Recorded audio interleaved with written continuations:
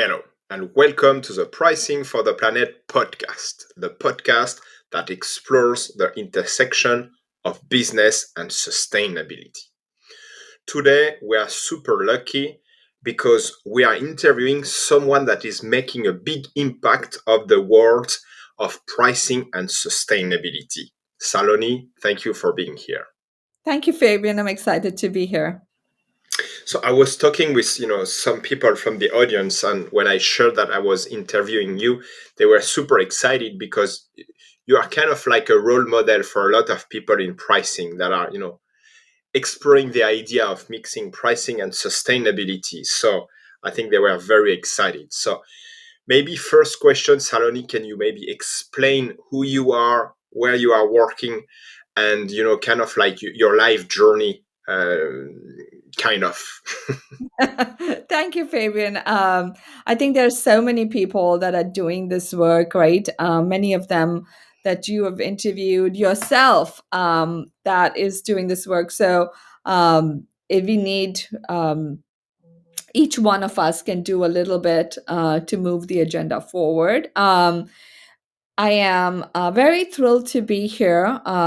In my daytime job, I'm a professor at Emory University's Goizueta Business School, and I teach the monetization and pricing curricula to our undergrads and MBA students, and our evening exec students as well.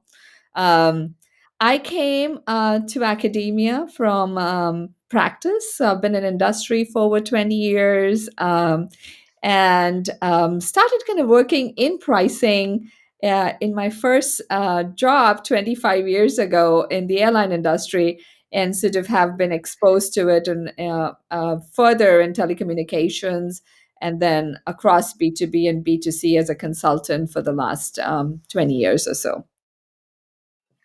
Perfect. And I like to ask, it's a tricky question, so you can take a little bit of time. If you have one key takeaway you would like the audience to remember from this episode, what would that be? Um, my one takeaway would be that look at the decisions that you're making in a holistic sense, taking into account, say, the planet as a stakeholder and the society as a stakeholder. If they were both sitting in your meeting with your senior executive and representing themselves, what sort of decisions would you make? So keep those fictional figures in every decision that you're making as stakeholders. I love that. I don't remember if it's Spotify or Facebook. I think one of the two, they like to put kind of like a picture or a persona of their clients and to say, if no, I think it's maybe Amazon. I don't remember what company, but one of those big tech companies said, that's your customer, and every time you take a decision, you look at your customer and you are trying to figure out if it makes sense for them. I think we should add, the planet and maybe the society, and then every time you take a decision, it's like you have to go through all those different stakeholders. Yes, exactly. So when you're thinking about them, you're going to be incorporating the impact you're making on them in your daily decisions and making those trade-offs, um, considering that. Absolutely. So I think you are living proof of having really like a business career and then ending up talking about sustainability. Would you have maybe an advice to anyone who is kind of like in this middle life crisis, thinking, what I'm doing is kind of like pointless. I want to go in sustainability, but I don't have a degree. I don't have, they have all those excuses not to start. What would you say to them? Well, Fabian, you're a great role model for that too, right? You have incorporated that as your second job, with your full time job being very different, right? From Yeah. what I understand. So I think that's I feel like there's so many ways to contribute, and in fact, being in corporations, you can make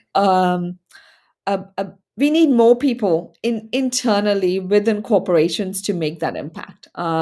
We have a good amount of people from the external, but the difference is made on sort of the daily basis. And as I said, every decision that you're making, right?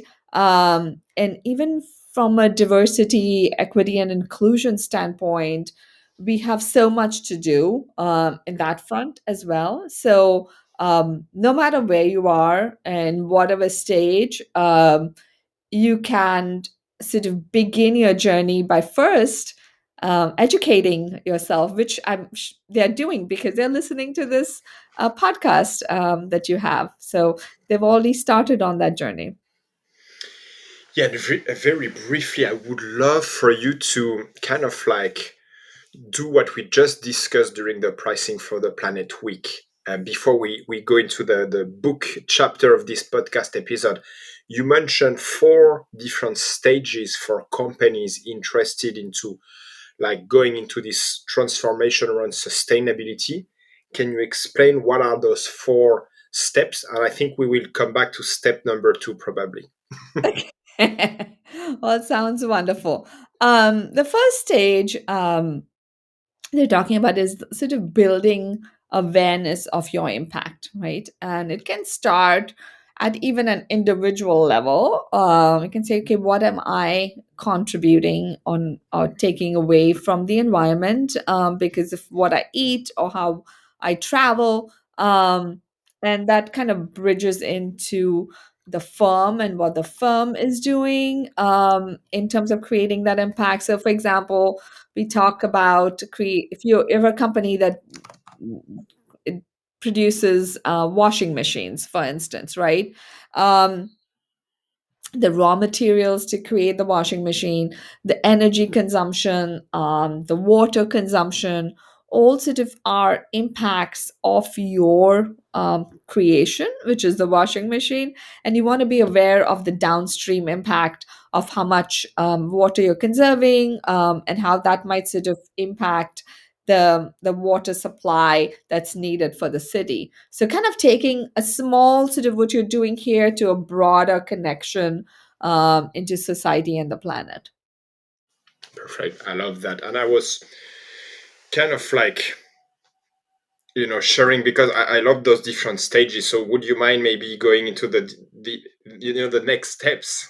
Yes, absolutely. So the once you're aware of sort of that impact that you are making, the next step is sort of making decisions that minimize that long-term impact, Mm, right? So it's like taking that, and so it's building that alignment internally. So many companies, as you know, have a corporate social responsibility group that is trying to do the front-facing things right for the company and the planet. But internally, organizations are still very profit and revenue focused. So bringing sort of that step and connecting those two, saying, okay, um, can we build in at a unit level some purpose objectives? OKRs, John Doerr's book talks a lot about like sort of ways to do that and building those objectives that now not only is my corporate social responsibility group um, performance is based on that, but even my internal organizations, if they're bringing a new product to market, and as a company, for instance, we've committed to being carbon neutral by 2035. Now with every innovation that we are launching, can we, or a new process that we are launching, can we have the objective of being carbon neutral, right? So it comes down to that unit level, making that alignment internally so that the entire ship is sort of moving together in a certain direction.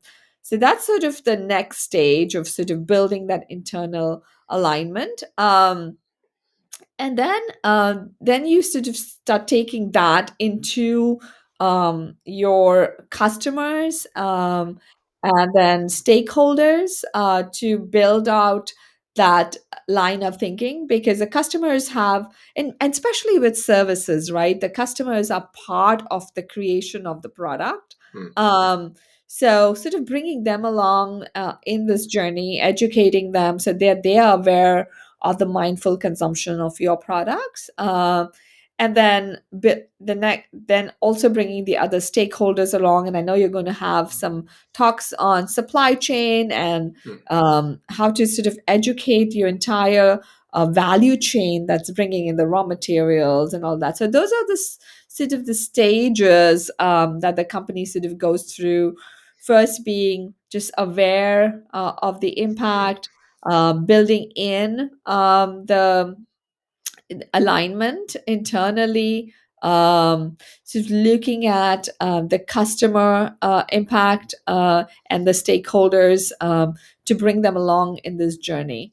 Um, and as you can see, I know your next question is going to be, I is what is the monetization and pricing impact along, right? Um, Absolutely. so in each of these stages, um, making the right trade-offs is important. And that's what I think many companies struggle with is, oh, I want to do the right thing, and I know this is the right thing to do, but at the same time, I have shareholder objectives Mm. and investors and certain profit objectives. It's already so hard given how competitive the market is. And now you're telling me go invest a whole bunch in sustainability. Am I going to even be in business if I do that? Right. And those are sort of the trade off decisions that those are really real decisions, right, for a manager to make. Um, and my approach has been sort of thinking through that as more strategically and maybe in a slightly imperfect way, where we're not trying to go and do something absolutely perfectly, but at least starting down the right path and catching some low hanging fruit and doing the right thing and then moving along in that journey versus saying that, no, we don't want to do anything because we cannot. So, in my book, we talk about several examples of companies that have made those trade offs and how they've sort of thought about it to kind of keep that momentum going internally. I love that. And again, we had a separate discussion, and I think, I was thinking about a lot of my clients who failed in this, like sustainability transformation. And when we look at your four stages, so it's like, your baseline, your understanding of your impact, then your education, then internal alignment, and then kind of like creating the, like influencing the end users and explaining them, all the complexity of the world and of your product and service. I think most of the company are going from 0 to 4. Like they do kind of like reporting because it's like it's a regulation thing, Right. and then they jump to like buy my product because it's ISO something blah blah blah. It's super complicated, and they completely forget the middle thing. So I think that's my big takeaway from your framework. And my second big takeaway is on the step two, the kind of like education piece. I think most of the companies are sending their employees to get trained around like sustainability, green supply chain, like green material. Mhm. But I've never met any firms that are sending those employees to sustainability school, sorry, pricing monetization school. And then we ended up with teams doing great stuff, but with no capabilities to justify their costs and creating value for the company. And I think that's where most of those big sustainability teams are falling apart, because you have a new CEO is looking at the bill and is like, those people are costing me a fortune and they are not bringing any financial value to the firm. So I have to take some tough decision, but very often that's what happens. No, I think you've spot on, Fabian, on that, saying that, hey, those two things really have to go hand in hand because um, the pricing and monetization education um, is very important, right? In making those trade-off decisions so that it's not all for one and we just kind of pause there. So it's a imperfect journey, and those trade-offs have to be continuous till we get to somewhere where we can really feel comfortable and good about where we are. So now switching to your book. So purpose driven pricing. I got super lucky. I got a copy. So thanks a lot for that. I loved it. And I think you are really spot on the role of pricing, both on sustainability and on the society. But it's my very quick teaser. I would love for you to, give a teaser for the audience so they buy your book and read your book, because that's so critical, according to me. Well, thank you for that plug, Fabian. But I came across this idea while I was working on a consulting project, actually, um, where we were trying to figure out a decision. And we were trying to develop a recommendation for one of the top paper towel manufacturers in Georgia. They had developed 100% compostable paper towel. Um, and they had two paths they could proceed. One, they could charge a premium for the product and introduce a completely new SKU, which would be eco friendly and environmentally friendly line of paper products, paper towels. Or they could take this paper towel and completely replace the current line, conventional line that they have, and go for the market share impact of that. So what we ended up doing here is like a good marketeer, we did some segmentation analysis, um, and we found four segments of customers. One was the segment that said, "Oh, we love sustainability and environmentally friendly products, and we are willing to pay more for it." So this was around 15 to 17% or so of this of the total population, and they were willing to pay more for it.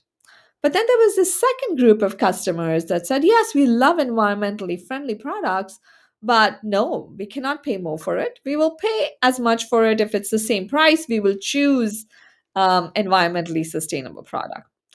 The third group was, "Oh, we're just loyal to price. We'll just pick the lowest price that there is of a pretty decent product."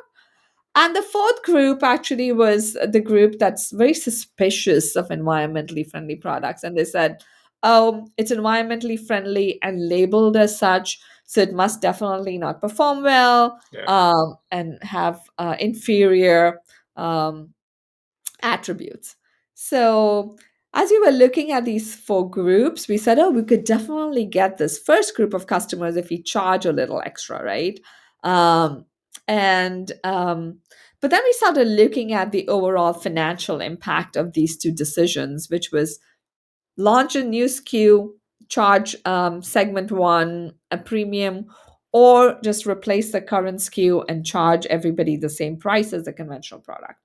Um, and as we were looking through this, Fabian, we realized that the global impact, right? And what I was talking to you earlier about, if planet and society were on the table with us making this decision, they would pick option number two, right? Because option number two results in more people using a product that is better for the environment because it goes to the market share. So, given the financial implications were neutral, we went with the second recommendation. And that was sort of aha moment saying, this is a good way to sort of think through some of these decisions that managers are making, and they don't have this other framework to think about.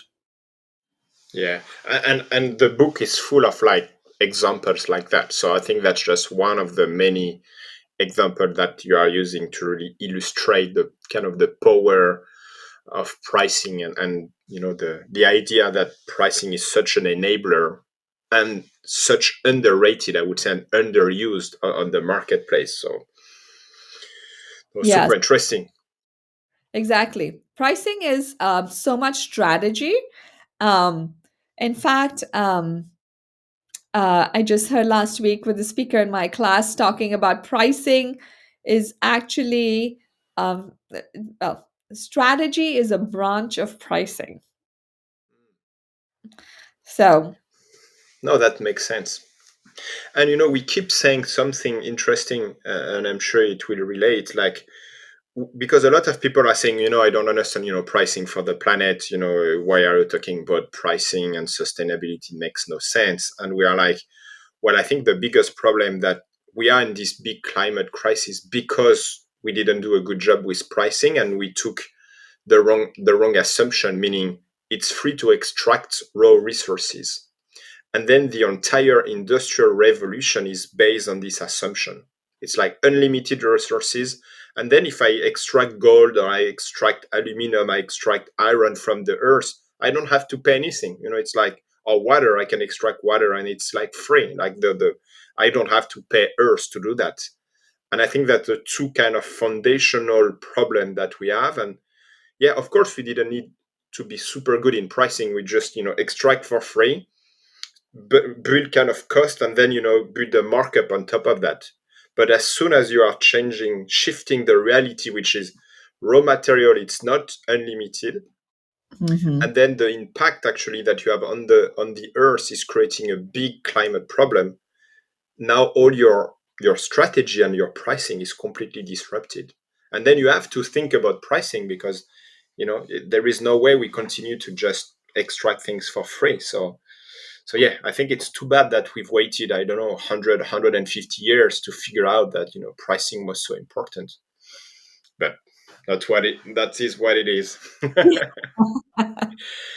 One thing I would love for you to talk about, Saloni, it's the this idea that pricing is having an impact from like in terms of society. And I Mhm. think you mentioned this example of the park in Cairo. I think that's such a powerful story. Yes, and I get some eyeballs raised when I talk about pricing having an societal impact, right? And even looking at alleviating poverty, which the book Bottom of the Pyramid talks about. And in terms of like companies can impact through pricing many societal goals, but even developmental agencies and NGOs have to be thinking about the psychological impact of the pricing and to actually reach their objectives better. And that's when I talk about the park in Cairo. The park in Cairo, which is called the Alazar Park, it is it is the central part of Cairo, like the Central Park in New York. It is right there in the busy metroplex. It used to be a garbage dump for many years, and AKDN, which is a developmental agency, came in and adopted that area and built a beautiful green space, which is now one of the number one tourist attractions in Cairo. Um, and also often called the lungs of Cairo because that's the green space in a very, very busy sort of metro area. But they did something which was not received very well, which was they started charging a nominal fee for people to enter the park. And usually, developmental agencies, when they take over something, they give things for free, right? So when they started charging a small fee, there was some resistance to that. But over the years, we've seen that play out really well because that fee goes into a fund which is then used to maintain the park and also kind of keep it from any of the damages that occur in the other parts of the park and stuff like that, and even the surrounding area. But what's happened is that because there is a small fee, everybody that goes in really values the space because they're paying a small amount for it. They use it well. They take the garbage, they put it in the garbage can versus just littering the park. And because it's so pretty there. Um, and so it has a very positive impact even on the economy surrounding the park. Handicrafts has flourished. More tourists are coming to the park, so there's more tourism around the park, which has helped the local population. Ironically, just a few miles down, there was another park that was constructed that did not charge this nominal fee. And today, that park is a ground of illegal activity, and has really dilapidated, as just a space, and it's no longer a park that families and children feel comfortable going to. So you can just see an example of a small fee really making it self sustaining, that no matter who the government is and whether the developmental agency has the money in the future or not, this park is now self sustaining and maintaining itself. I love this example. I think it's so powerful. So we talked about, the impact of pricing in social good, the impact of pricing for sustainability, the different stages of, like maturity for sustainability. What else? Because I know the book is full of, like information. So like very quickly, and I think we are kind of like at the end of the episode, but what other like golden nuggets can the audience find in your book? Yeah, the pricing actually has have sort of evolved in so many different roles, and one of the other key roles of pricing is managing demand, right? Um, is looking at how do you shift demand using pricing, and governments have done that very effectively by putting taxes. Taxes was one of the key ways to reduce tobacco consumption, which was better for health. Um, Nice. there are examples of increasing prices of certain items that may not be as good for you, and also decreasing maybe cost of fruits and vegetables, which are healthier for you versus packaged goods, right? And there's some examples in how governments sort of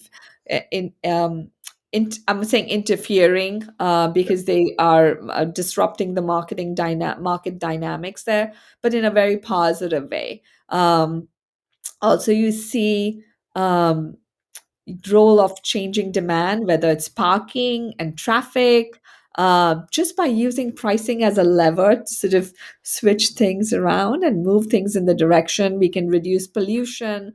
So there are all these examples. I had so many where pricing sort of brings and can influence and change behaviors that you see in the book, not only from a governmental standpoint, also NGOs, and most importantly, corporations, to kind of use this lever effectively.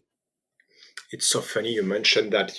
We yesterday we had actually a lunch with the director of like a brand in France called Easy Cash, and it's like the specialist of like second hands products. Mm, And he was saying something very interesting. He was saying that's the first time we are managing demand and offer, and he was saying like our job is to do pricing. We need to buy at the right price and we need to sell at the right price. So we don't want to sell, it's if it's too expensive, people will buy new, so there is no point. If when we buy back stuff it's too cheap, people won't sell it to us, so we won't have inventory. So I think the role of pricing was so crucial for this company. And he was saying, it's we are the future. He was saying easy cash is the future. Like there is no way in 50 to 100 years, unless we find a way to have unlimited resources, but I get that's unlikely. But there is no way that all the company will move to this second hand or reuse, recycle, linear business model. And he was saying you cannot do that without a very good, pricing strategy and yeah. pricing execution. Exactly, and that behavioral pricing, right? And what price point, what gap is sufficient for people to sort of not make that switch versus saying, okay, it's only 15% more. Why don't I get something that's brand new? So, Yeah. what is a good price gap to have on both sides, right? So it's like a two-sided, three-sided marketplace that they are working through in managing that. That's fantastic. So Saloni, where can we go to buy the book, to follow your work? Should we? What is the best way? Yeah. So the book is available through several resources: Amazon, Barnes and Nobles, Routledge, which is a producer, Taylor and Francis, which is the parent company. So you can buy it online. It's a Kindle version available. Follow me on LinkedIn. I'm always commenting there and publishing new work, and putting little nuggets. I'm on news a little bit, so I publish some of the articles that I am in, and videos that when I'm featured in news publications. So I would love to have engagement on this topic. We need more people, more problems coming forth, as well as solutions and ideas. So building that community is so important, Fabian, which is what you've been doing. Again, thank you so much, Taloni. Super, again, I love the book. Thank you so much for sharing all of those, great insights and expertise. For the audience, thank you so much for your time and your interest. You start to know us. If you want to continue to learn, www.pricingfortheplanet.com. We have a free newsletter. So it's called the Biweekly Digest. So please register. And then if you go one step further, we have an educational platform called the Learning Platform. And then if you think you are limited with the size of our learning platform, I'm sure you can follow the MBA course and the undergrad course, from Saloni, if you are, close to Atlanta. And again, huge thank you, and keep learning. Thank you.